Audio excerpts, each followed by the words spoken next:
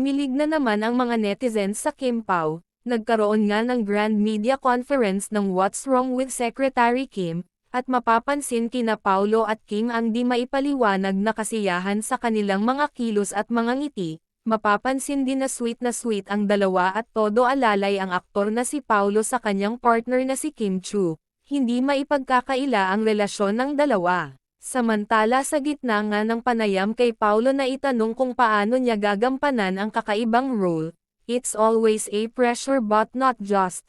Hindi na nga natapos ang sagot ng aktor, dahil sa pagkakataong iyon biglang sumagot si Kim ng ganito, "Mas pogi naman siya kay Park Seo-joong, di ba?" Kinilig nga si Paulo sa sinabi ni Kim at nasabi na lang niya, "Ano bang gusto mong dinner mamaya?" Biglang naghiyawan at kinilig ang mga netizens sa kanilang nasasaksihan.